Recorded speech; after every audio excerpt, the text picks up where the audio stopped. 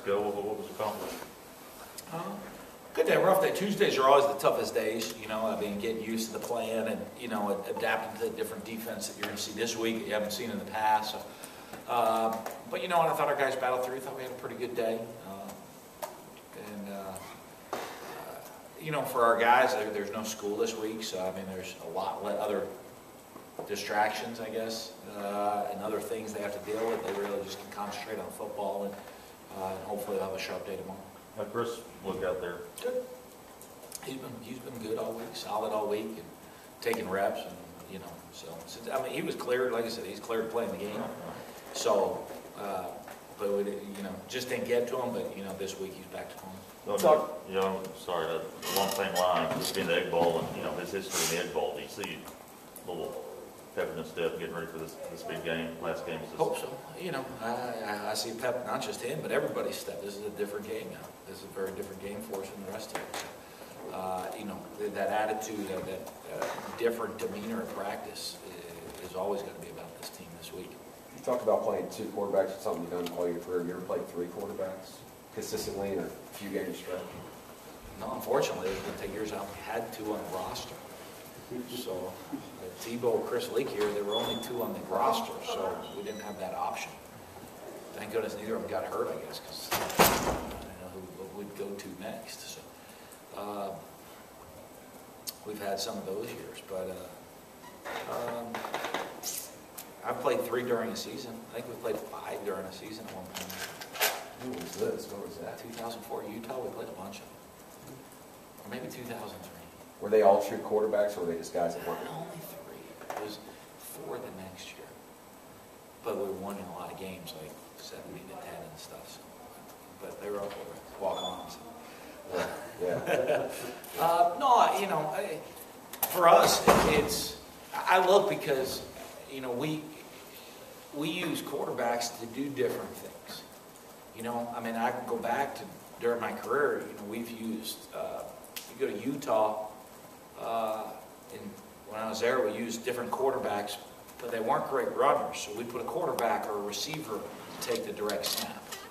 And I guess you could call that a quarterback. We've done that this year. Like, the last game, instead of putting a receiver there to take a direct snap, we put Dylan Favre there.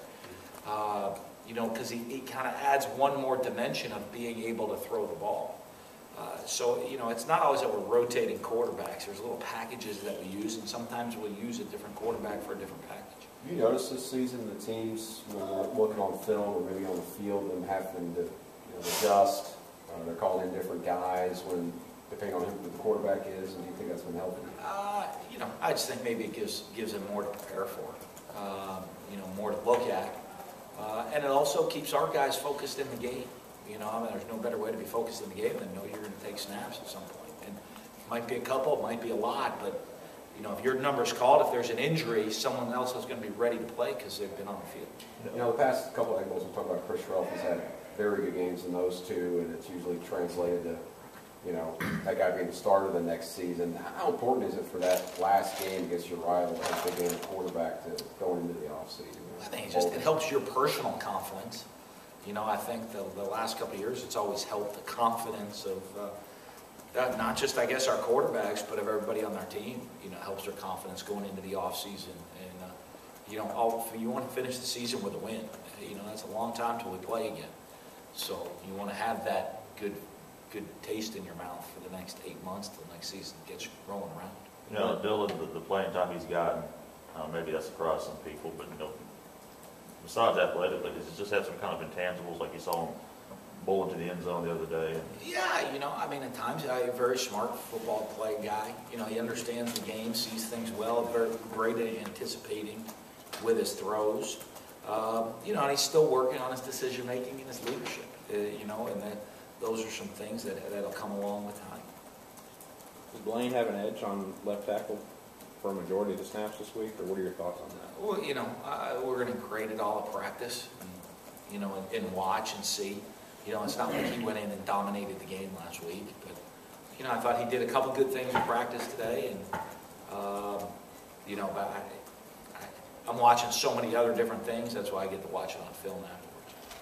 Talking to some offensive linemen yesterday, Quentin and Addison, and asking them what the reason was last year for had more success up front compared to this year, and both of them pointed to just lack of consistency. You getting a rhythm, and one guy would mess up, throw off the whole thing. Is that kind of what you've seen this year? Yeah, well, a lot of our mistakes are not drastic. It's a one mistake, but it could be a different guy here and there, you know. And I think you look last year. I mean, you had Derek Tribe, you had a first-round draft pick. He didn't make many mistakes, so you can eliminate that one. You know, you had an experienced center in J.C. Bertone, so you can really, you know, that was less mistakes. Now, when you're playing first-year guys, you can tend to see a little bit more mistakes here and there. So, you know, when you take some great players and you take them out and add more young players, there are going to be more mistakes. And one mistake can throw off. The offensive line works when all five guys work well together. Have you seen any growth with Blaine and Dylan and those guys that are getting that first cut? Yeah, they're getting better.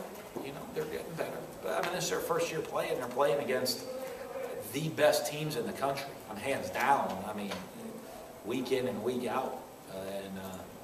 You know, you take the SEC West teams and go move them into another conference, and I imagine they do really, really well. So, you know, they're playing against that top competition as freshmen right now. And so, you know, there is some growth process, you know. I imagine they'll be, in 3 years from now, when they're both seniors, they'll be very well groomed and have great growth. Talking with them too, linemen, and talking about the run game, and they kind of took blame on themselves for some of the lack of production, because, you know, they say he's still running hard. Do you feel like it's more on the O-line right now? Well, you know, what I see is you see those, like I said, I've always said, you see a mistake. You know, some of the runs that were 40, 50-yard runs last year are now going 2 and 3 because, you know, oh, we got the seam. A guy fell down. You know, boy, this is going to be a great hit. And we went to the wrong linebacker. You know, last year, those were big hits, and that's where the production comes from. You know, production, big numbers in production don't come from 2 and 3 yard plays. They come from big plays, explosive plays. You know, when you don't have those explosive plays, you're not going to score and you're not going to be consistent on offense. You know, you haven't said the school up north all week. I haven't called them anything else either. It's kind of weird. Huh? It's kind of weird, don't you think? Nobody asked who we're playing this week.